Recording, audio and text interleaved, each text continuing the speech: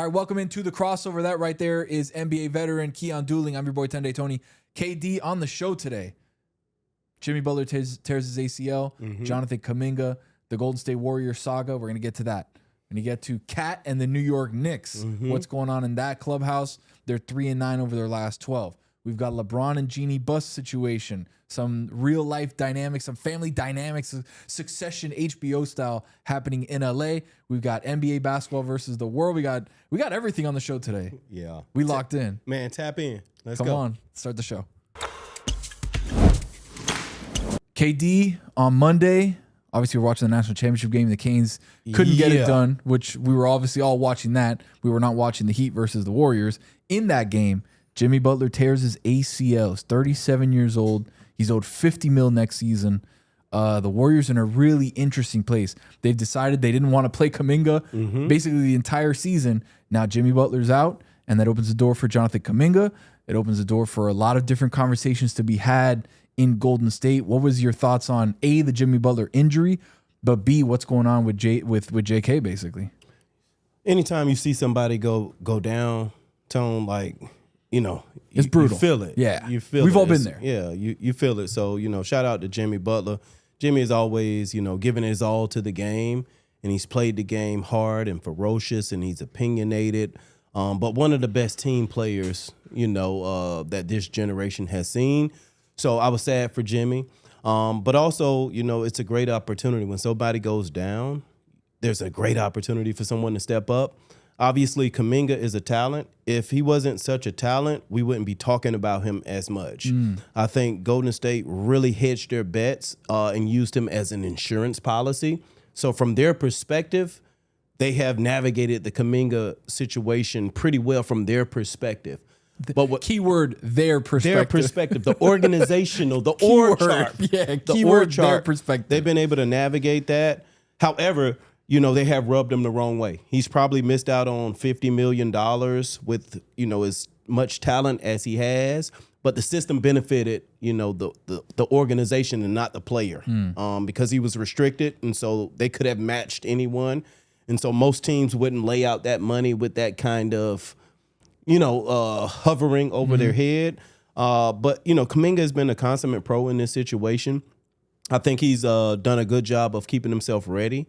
I think he's navigated playing 16 games or not playing 16 games straight and still being able to come out and have 20 points in 21 minutes, which is incredible. 20.7 boards. Like, he was out there balling. In 21 minutes. The bottom line is they know how talented he is. They didn't want to just part ways and not get anything. And a lot of the casual fans, you don't understand that those guys were playing chess with this situation, not checkers. And they positioned themselves really, really well from a infrastructural standpoint from their perspective. But what they did is that they hurt this kid. And he doesn't necessarily want to play there now. Now they're going to need him, and he's requested a trade.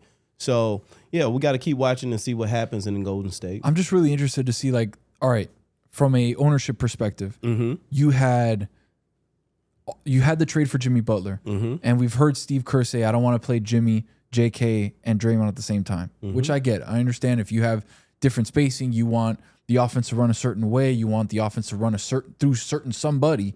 I get that. JK, all he's done is produced. When he comes out, like, he scores. He'll have 25. He'll have 30. He'll have a 40. On an on night. And the fact that they've continued to self-destruct their own asset by not playing, how you said 16 games in a row. Yeah, he had a DMP coach's decision. How is that allowing this asset to flourish, even if you want to trade him and get something back for him, right? Because the whole thing was we want him as a restricted free agent because we don't want anybody to match what he is, and we don't want to lose him for nothing. But then why are you treating him now like nothing? Yeah. Now when Jimmy Butler tears his ACL, now you want to start using him, but is it to get him traded? Is it to try and get something else from him? You've sabotaged your own asset for a guy who's basically said, all right, I want to trade. And I don't know if you heard Mike Dunleavy's comments. I did. Post game. Let's put him in real quick. I think as far as the demand, I'm aware of that. I think when in terms of demand, when you make a demand, there needs to be demand on the market. So we'll see where that unfolds. But heard Always with these guys, I tell them I'm willing to work with them. Want to help people out, whether that's JK or any player on a roster. So we're good with, that's his wishes, trying to figure that out, but we got to do what's best for our organization, and that's what we'll do. And as far as it goes with the deadline coming up, I think we'll take the next couple of weeks to assess this team a little bit more. I felt pretty good with where we're at heading into last night's game in terms of what we need to do. I thought our team was playing really well, heading in the right direction. Obviously, things have changed, so I want to take a couple of weeks here to watch these games and see our team and what we can do better. All right, so he said to have a demand, there needs to be a demand, which is basically nobody's called for Jonathan Kuminga. Yeah. And again, we don't know the validity to that. We know he's a excellent ball player, and you can tell by what he's gone through in the last 2 seasons, basically, where his head's at. Because I feel like if it was me, you could speak for yourself on if it was you in that situation, you would probably not have the same amount of grace for the organization that JK is showing right now. Yeah, man, it's a tough situation, from a player's perspective, but he had to make a decision as well, right? Because he could have taken the qualifying offer and just said, hey, I'm going to roll the dice. Bet on myself, right? And bet on myself. But also the organization could have matched at any time. He was stuck. He was stuck. There was nothing he could do. So a lot of times as fans, what'll happen is we'll see it from the organizational side, but we don't see the player's perspective. And, this is one of those situations where, I feel like, the Golden State Warriors did their part, right? Because they have a great insurance policy and a young asset who's talented. And if somebody goes down, because you have older guys who can get in and produce at a high level.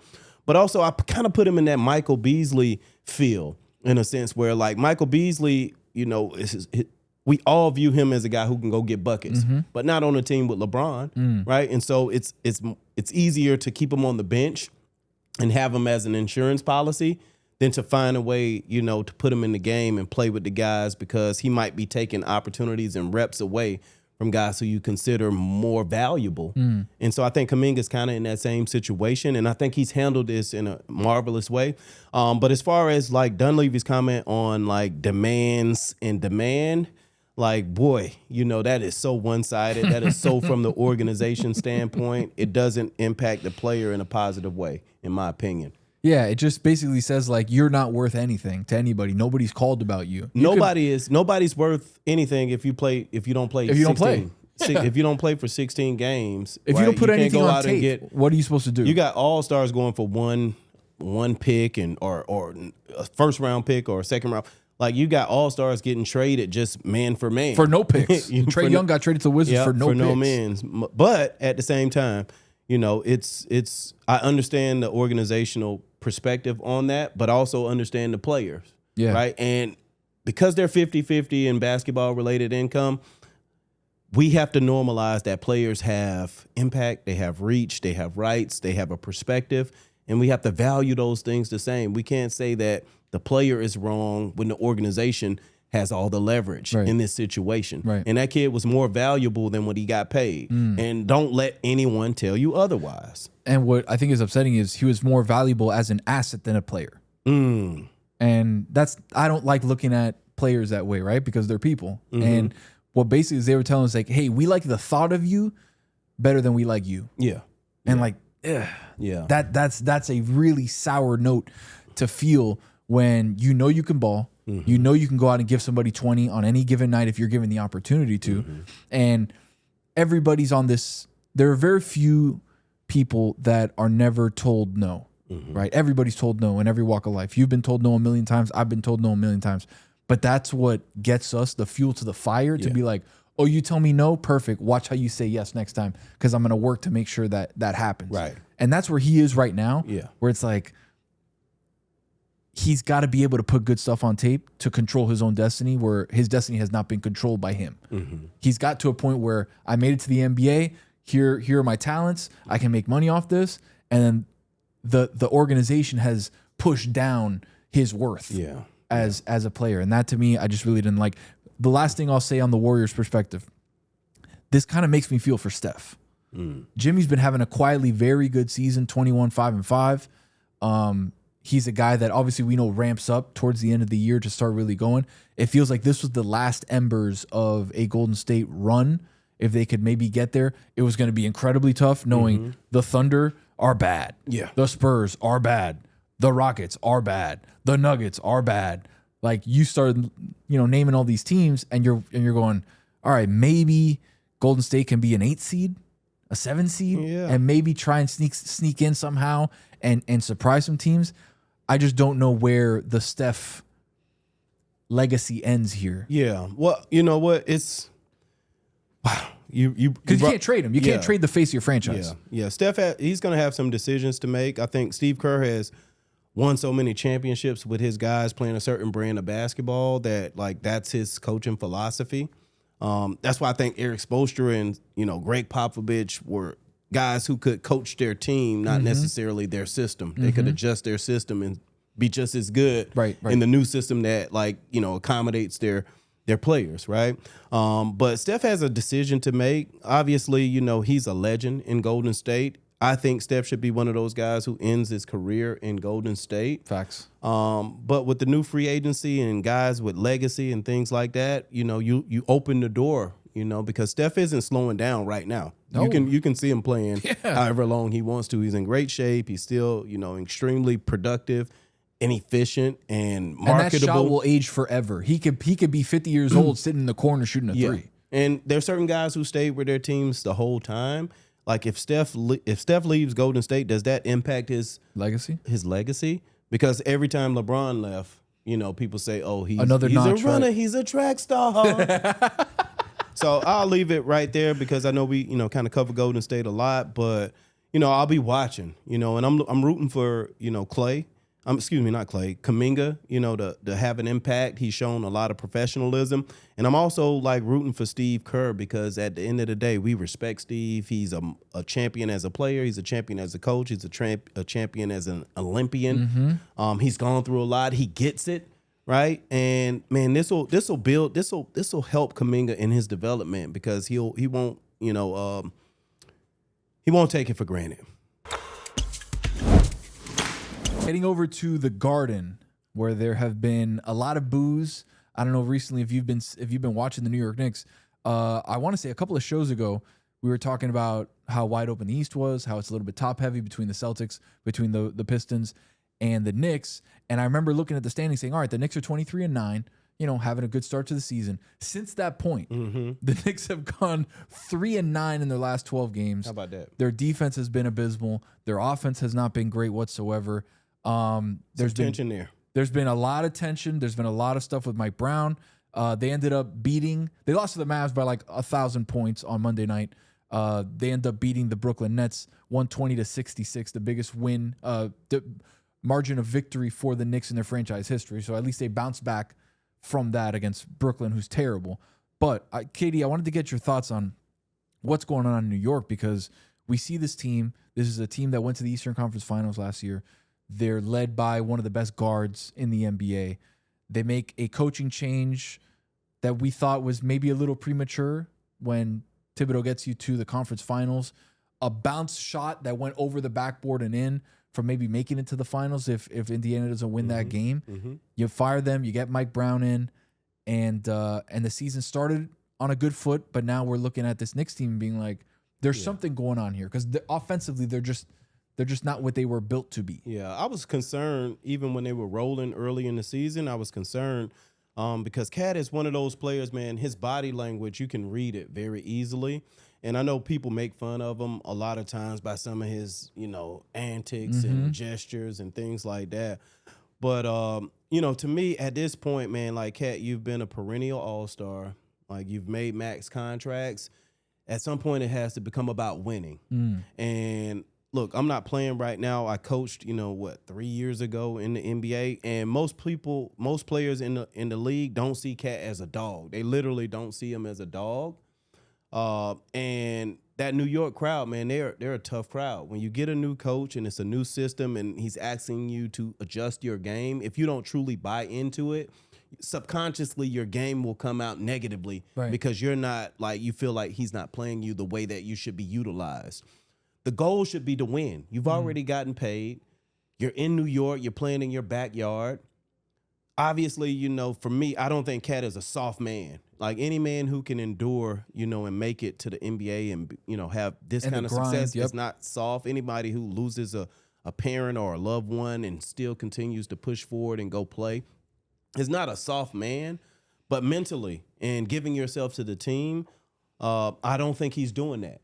There's things that he could be doing better on the defensive end. Big time. There's things that he could be, buy into more with their offensive schemes. And I don't want to place all the blame on Cat, but he's a max player. So that's who we judge first. Brunson, we're not talking about him, right? Because there's some deficiencies in his game on the defensive end, but he's going to go. Mm-hmm. He's going to play make through up for it. injuries. Yep. All those different things. And so for me, I think Cat needs to look in the mirror. Minnesota got rid of you, bro, like on a year where you averaged like 25 and 13. And they said that, like, you know what, that isn't enough. We need something And else. look who they traded you for, right? You traded for Julius Randle, who was kind of the same player just in New York, and then you swapped players. Yeah. And they play differently. And Jules is more of a banger and things like that. To me, he's got a little bit more aggression. Cat has a skill set that most people don't have at that height. And he's not buying in. He's not buying into Mike Brown's system at the end of the day, and he has to hold himself accountable. Like, do you want to be a great individual player, or do you want to be a championship winning and bring a championship to New York? And to me, he hasn't shown it. I think the biggest issue with Cat, like you said, has been a bit of me ball, right? I want to make sure that I'm getting my counting stats, that I'm getting the things that I can look up to and be like, look, I'm an all-star because of my counting stats, because of X, Y, and Z. When there's been documented issues with you not following the defensive game plan, that's on you. You know what that's called? That's effort. Effort. Defense is effort. And a mentality. Offense is easy. Yeah. Offense is easy. Anybody can put the ball in the basket. Yeah. That shit's easy. Yeah. You know what's hard? Being in your defensive assignment. Yeah. You know what's hard? Being in help side. Yeah. When you're on the other side of the wing, you got to get your ass all the way over. You know what's hard? Spacing the floor, because you need to have scenes for your best player to get down here. Mm-hmm. It's humbling, right? To go a few possessions where you're just spacing the floor. But spacing is so important when you talk about continuity. I'm going to go back to one last point. This is why, like, the OGs in the game are being missed so much, right? Because, like, you look at, like, DeAndre Jordan and, like, Zion and kind of, like, him coming back. Sometimes, like, in some of the OGs who have that, like, professional mentality, who can talk to you straight, who can correct you, who can hold you accountable, they help the coach so much. And the game has gone away from the OGs in the game. And superstar players need OGs to build them up, to hold them accountable, to challenge them, sometimes to be able to, have confrontation with them, where a lot of the younger players can't do it. Yeah. And so I think Cat is missing, the quote unquote, like, Kevin Garnett experience at this point in his career. And he's not getting some of the bigger picture opportunities. He's leaving them on the table. It just feels like something is going on in that locker room where you're gonna have a 12-game stretch of you going 3-9. And T-Mac and Vince Carter were talking about it on the broadcast. We were saying this is an effort issue. I think they were getting outscored 27-2 on fast break points. It's like, it's just an effort issue. And is it a thing of Mike Brown is not being listened to? Is it a byproduct of some sort of fracture in that locker room, not buying into the system? Is it a Mike Brown thing? Like, something's got to give there, but it just feels like the Knicks were rolling at a certain point, and then Bridges hasn't been that good. Like, he needs to step up and play better. Brunson's been out a couple games. Josh Hart's been in and out of the lineup. Mitchell Robinson's been in and out of the lineup. But this is the NBA. Yeah, like, people are going to get hurt no matter what. Like, Mm-hmm. everybody's hurt at some point or another in the season. And it feels like if you're a max player, if you're a guy who is the second best player on your team, you need to act like it. And you need to take that mantle of, all right, I'm going to buy in. Because if you are not a max player and you see me slacking, you see me not making my defensive assignments, you think it's okay now. Yeah. Cat, you're better than this. At the end of the day, you're better than this. Like, lock in. There's not too many bigs who can stretch the floor He's like the best shooting big that we've ever seen at that size. You're gifted offensively. If you don't give yourself to the game holistically, you know what I mean? Like, in your post-career, you're going to be held accountable. And you're going to look back and say, damn, I could have done more. Yeah. I could have given myself more to the team. Facts. And Why not New York? Why not now? This is Why not everything Mount is right in Brown? front of you. It's right here. You got the East is wide open. Go get it. If you were to lock in and play defense, They can make it to the championship. come on. They really can. And I know it's going to be a tough task against whoever comes out of the West, but like you got a shot. If Yeah. you buy into what the system is and you buy into playing defense, you guys got a shot. They do. It's just you got to man up. Tighten up, champ. You Come got on, this. baby. Big article came out overnight about the Bus family drama, where there's 5 of the Bus kids and the Succession, literally HBO's Succession playing out in the Yeah. Lakers, Yeah. in the Lakers family and in the Lakers front office. Jeannie Buss basically cut all the other siblings out, albeit they all made about $500 million each after taxes, which is not a bad way to get kicked out of your family business. I would take that in a heartbeat. But there was a lot of interesting conversations had when that article is being written about LeBron. Yeah. And how Jeannie was very unhappy with LeBron, his overarching kind of hold on the organization, the Clutch Sports angle of it all, which I'm guessing is probably a slight shot at Rich Paul and what they've got going on. But how she didn't really want to re-sign LeBron. She was kind of goaded back into re-signing LeBron. She wanted to trade him. She didn't like the optics of trading LeBron James.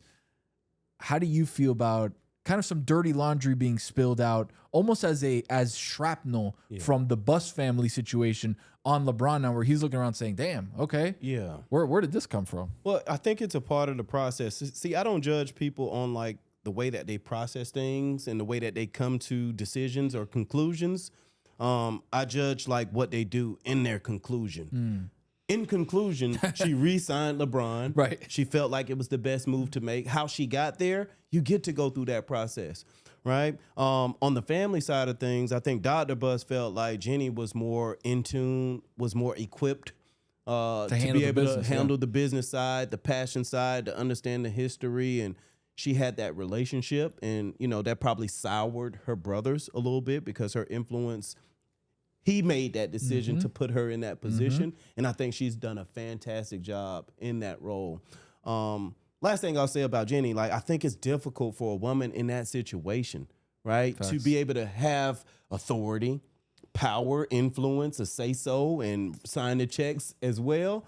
So I think a lot of people, you know, hold that against her, you know, said or unsaid. It is what it is. Like, Jenny Buss is one of the females who run a NBA team, right? And that's a difficult spot to be in. So a lot of times people judge her a little bit differently in that sense. But I think she made the right decision. She did what was best for the business. Though her and her brothers had some friction, she still took care of them. She did right by them. She set boundaries. She protected herself. She fought. She stayed in the paint. She re-signed LeBron, and here she is now. I don't like when things come out about how somebody got to a situation or a conclusion when the conclusion that they made is they retained him. They drafted his son. They extended him. They did all these different things to show that they were committed to LeBron. It feels like they're kind of talking out of both sides of their mouth now, because on one side, I didn't want to re-sign him. I don't like the Clutch Sports angle. I don't like the power. I don't like all this. But yeah, we're going to re-sign you. We're going to draft Bronny, who was not a draft pick, right? Like, he should not have been in the NBA draft, respectfully. Like, there was other players that were better than him. I don't even know. We could probably look up. We average, 4 points a game at USC, if that, right? Like, that's not somebody that you draft with a valuable pick in the second round and be like, yeah, we're going to draft this guy's kid. You know, like, so they caved on a couple different occasions. And I'm just really interested in LeBron's future, right? Like, there's just been a lot of momentum being like, we're getting close to the end, one. Two, is it in LA? Because Rich Paul has talked about it, LeBron has talked about it, Jeannie Buss has talked about it inadvertently. Like, can we see LeBron somewhere else? Because it feels like his time with the Lakers is running thin. It's kind of happened everywhere he's gone, right? His time with the Cavs, the first time, got to a certain point where it was like, all right, we can't beat these better teams in the East. I'm going to go to Miami. And then you win titles, you lose a couple, and that last year, you know, you have Pat Riley flying across the country. You're with Rich Paul and your boys watching FIFA or playing FIFA, and you're talking about the Godfather in front of you pitching how you should come back to Miami, and then you blow him off. You go back to Cleveland, you win a ring, you blow that off, you go down to LA. like LeBron has kind of burned the bridges everywhere he's gone.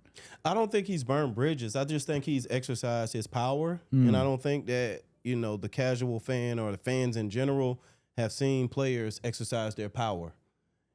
Unfortunately and fortunately during this time in social media, we cover it. Everybody covers it. So there's a lot that goes on in between there that we are privy to.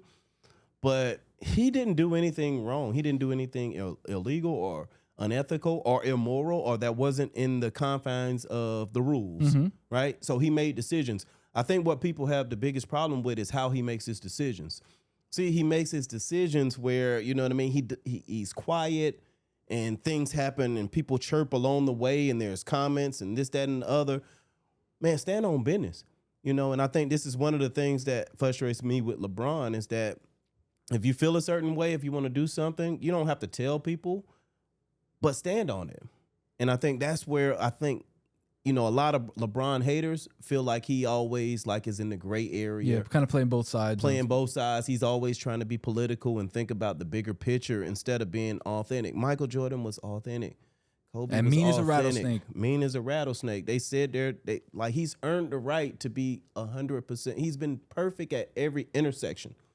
Even with the flaws. Too perfect. Right? And so, look, I played. Hey, if I want to choose to go play here, this is what I'm going to do. I'm going to make the best decision for me and my family or what I want to do in this moment. And that's a part of it. I still want to see him play in the Garden. Right. I want to see him go to Madison Square Garden.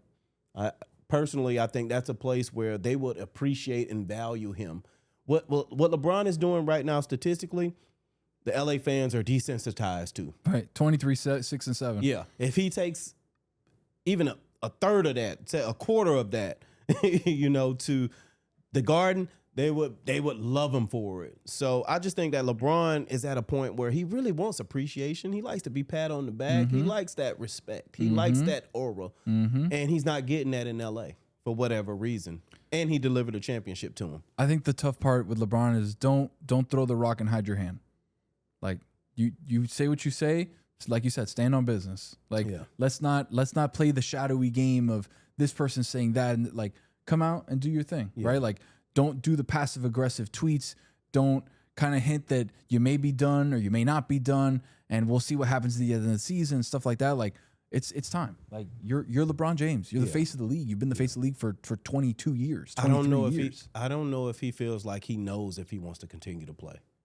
So what, he's gonna make a decision June 6th? He has a right to. I know for sure, but it's just he has a right to. He just doesn't strike me as the guy who walks away and just rides into the sunset. Well, they got the patch on. They got the patch now. for what? For 42 games? Yeah, we'll have to see what happens with that. But just looking at the way he still hoops, like LeBron, he still got gas in the tank. Yeah, he still got gas in the tank. 100%. Facts.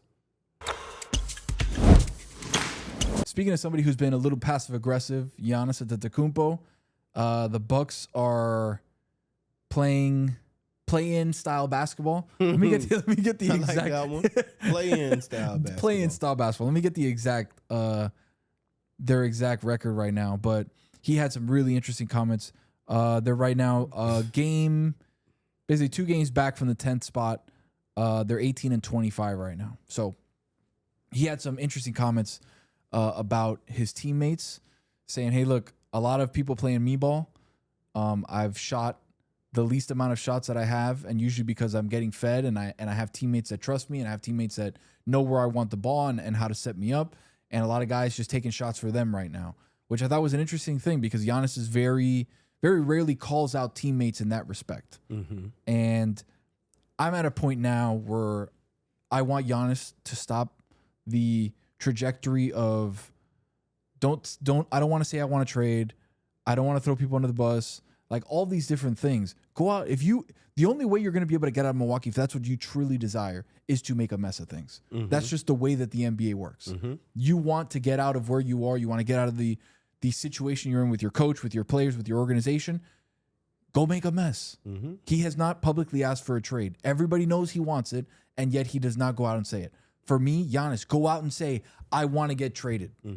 That would alleviate a lot of the burden I feel that he feels, because he's like, man, I don't want to let the city down. I don't want to let these fans down. but it's not about the fans in the city. You delivered on your promise. It's about your legacy. It's about your legacy. You won a title for a team that hadn't won a title in 60 years. Yeah. Like you did what you set out to do. Yeah. Now you got to go out and be happy with what the rest of your career is. He's 31 already. Yeah. Right? Yeah. Like he only has about what, 6 years left, 7 years left? I don't know, man. Times are changing, man. Like, history has shown that you can still average 23 and 7 Well, yeah, that's in your true. 40s. That's true. So it's changed. And I think Or you can feel like you feel in your 40s. Yeah, not so good. But one thing about me in my 40s, I still can dunk. Come on. I'm 45 Come years on. old, and I can still dunk. But it's not about me in this moment. I think Giannis, I feel similar about like how I feel about LeBron and not really, standing on what you want. Yeah. Whether Exercising your power. People don't like, your fans are going to like you no matter what. Your haters are going to hate you no matter what. But man, authenticity, you know what I mean? Vulnerability, honesty is something that I think, like, even if people don't like you, well, at least he said it. He said it's truth. And I think Giannis plays the gray area. I think he hasn't had a lot of experience, in our country. So all he knows is Milwaukee, right? I heard him say a comment that, like, hey, when I'm finished playing, I'm going to go back to Greece. Milwaukee will have you feeling like the United States isn't the best place. Ain't it, right? It isn't the best country on the planet. I tell you, champ, like, no. Come down to South Florida. It is. We'll show you what's up. Come on down to South Florida. You know what I mean? This heat culture will show you and put the right pieces together. But that team is not very good. No. They're not built very well. Doc Rivers is one of my favorite coaches I've ever played for, so I know he's well coached. The game has changed a little bit, but from a talent standpoint, can you name 5 people off the top of your head? I mean, I know you're a real hardcore fan, but Kevin Porter Jr. is out. They traded Dame. Like, who else can you name on that team? Of course, my homeboy G Trent, because I know his dad, Portis, OG Bobby Portis, but there's a lot of people who I can't even name on that There's team. AJ dude. Green, white AJ Green. Yeah, so I'm just saying, like, that team is not built for. But we knew that from the jump. We knew this season, when they started the season, we were like looking at the roster and like, if Giannis misses any time, this is a lottery team. That's how bad they are. I think he'll get to that point. I think Doc Rivers is so honest, with players, especially superstar players, that he probably told them, hey, man, give me one more year. If it doesn't work out with you, Giannis, hell, I'll help you get to your location. But give me one more year. And I think Giannis has kind of done that. He got to a point where he was comfortable with not demanding a trade and coming back and giving it one more shot. I think it's inevitable that Giannis will leave out of Milwaukee, and I think the game will be better for it. He'll get to a bigger market. He'll play with better players. He'll get a better experience in our country. Really, no matter where he goes outside of maybe like 4 or 5 cities, right? My bad, Sacktown.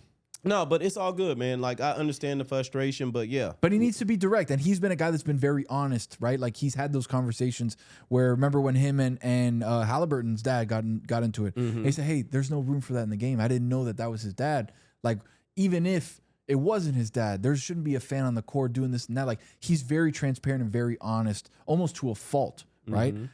Go out and be that same guy we've expected you to be. Yeah. You've been authentic. You've been honest. You've had those tough conversations, right? Yeah. He had that conversation, I think, in an exit press conference where they were like, was this season a failure because you didn't win the title? And he's like, no season's a failure, right? And he got some heat for that, but it's like, I always learn something. I always grow. We always do this and that. Like, he's very authentic, and I love that about him.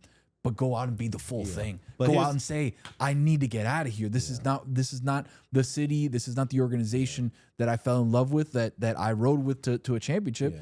Like, we got to go. But Tone, you know what? When players exercise their power and say they want to change a scenery or change of job, a lot of times fans, they get a lot of flack for that. Of course. You and I, we can't understand that because there's like, we get haters in the comments. And if you're watching this, like, please comment, like, subscribe. We're going to start like doing more fan engagement with that. But man, it wears on you a little bit, for right? Sure. When people, have so much to say about you and don't even know you. You can't defend yourself at every corner. But one of the things like about Michael Jordan and Kobe Bryant and Shaquille O'Neal, like, they kind of, if they were like you knew where they stood with things, Larry Bird and Magic Johnson and Isaiah Thomas and all those guys, Barkley. like Barkley, like, you kind of knew where they stood, in the grand scheme of things. And I think this young generation they're so media savvy that they just know how to navigate. Politics, and so right. they play the gray area instead of white and black. And, you know, it's a gift and a curse in a sense to me as a fan. Yeah. Just go out and say it. Say, hey, I want to get traded. I would love that, because then we'd see some actual movement. Well, I'll tell you what, like, I won't hold those players to that standard until teams come out and start saying, hey, we want to trade this guy. If they don't have to do it, the guys can play. Like, they playing 48 laws of power. You know, I ain't mad at the players for playing the game and navigating the game, because the other side isn't showing their hand. Mm-hmm. Katie, some interesting quotes from Coach Cal over the weekend. What did you think about him talking about NBA players going back to college and just that whole system that we feel like it's kind of come out of nowhere, right? Yeah. Like, this was never even a thought in people's minds, where all of a sudden now a guy that plays for the Spurs is going to try and go back to Alabama. Like, it's just a lot of weird stuff going on in college. It's definitely weird, but there's no rules, right? And if they didn't have the ability, or if it wasn't legal or, you know, accepted in the industry, they wouldn't be able to do it. So I feel like people should, you know, push the limits in sports as far as what you can and can't do around eligibility. He also said that it's hurting United States basketball, like our developmental thing that has been getting so much criticism over the last couple years, that like, oh, American players are falling behind. Oh, American players aren't this, aren't that, right? So it has an impact on that as well. But if we're going to talk about the D League and the G League guys kind of, you know, going and playing college basketball, okay, then we have to start talking about the international players that play professionally and then come over and play college ball as well. Like, it can't just be a one-sided thing, and it has to be some rules associated with that. As far as the development of our country in basketball, I feel like the United States of America, we are the best basketball players on the planet. Now, right now, on the top, it's international. It's all the other countries in the United States is kind of isolated. But in my opinion, all those players have gotten better either when they've come to our country as a college student, or they've gotten developed in our NBA teams, and they've watched, you know what I mean, our rhythms and our cadences, or they had good players, you know, who wasn't good enough for the NBA, who go and play internationally and play with them, who are legends internationally. Shane Larkin being one of them. Right, Shane Larkin, Mike James. You can kind of go down the line on guys who putting in work overseas. Kendrick Nunn. Yep. But they have a cap on how many international players United States of America players can be on an international team. That's crazy. We don't have that for them. Like, we got to stop with this, that we ain't the best hoopers on the planet, right? I think it's about 400 NBA players from the United States of America, and I think there's about 135, 137. You can look it up and figure out what those numbers are. So we still dominated the masses. Now, what we can say is that, like, it's our job as a league to go and get the best players around the globe. And we do that. And we cultivate that talent, because a lot of them didn't come in as great as they are now. Giannis wasn't great when he was in the B League in Greece. Absolutely not. You know, Luka, when he was at Real Madrid, like, yeah, Luka was a cold player. You could see the potential. But when he got here in our system, our infrastructure, we took his game to the next level. And then the last thing I'll say about, like, this too, man, is that, like, the rules have been more beneficial to international players than they have been to our homegrown talent. Okay, why? Well, why? Because, like, the thing that really separates us in the United States, besides our rhythm, our cadence, our dog, our athleticism, and our strength, is the physicality part, right? And because the international players could not play against that physicality, they had to change the rules for that to make the game more global, because the NFL dominates. The NFL dominates domestically. So our biggest growth in the game is when we were able to become more international. Take off the borders, right? Right. But because of the rules of the game and the physicality and the toughness and the dog and the mystique, a lot of international players couldn't play in our era. And that's just real talk. Now, there were certain guys who took it to the top, you know, the Dirk Nowitzkis and, you know, Dražan Petrovic and those guys Rest in back in the peace, 80s. yeah. Yeah, rest in peace and things like that. Now, there's always been good international players, but like with the numbers, the rules benefit them not only like in the way that the game is played, but also in the way that the talent is developed, because they can leave school early and go work for a club and get paid money. And it's totally normal. And if they want to come to the NBA That's fine. They can come to the NBA. Guess what? If they want to go to college, they can do that. Our guys, our system, the way our development is set up, we don't have those same benefits. Right. So it's almost, to me, it's seeming like that we're buying into that international basketball and their development is the best. But we have won the gold medal. We have more players in the National Basketball Association than any other country. So they're going to put all the countries, however many countries are represented, they're going to put them all against our guys, in the All-Star game. Now, there's not 12 international players that are All-Star worthy. Now, that maybe 7 or 8. That's 7 or 8, maybe, right? But now you're going to have to, minimize somebody who's, because they were born in the States, they can't play in the game because they're not an they're international not filling the player. quota, right? And then the last thing I'll say with it as well is that, like, man, all those great players who we talk about Dirk Nowitzki's trainer back in Germany, who had him doing plyos and doing all that stuff, which was awesome, right? But Dirk struggled his first couple years in the league. It was Kiki Vanderway with no basketball working Dirk out on the court. You don't never hear about him.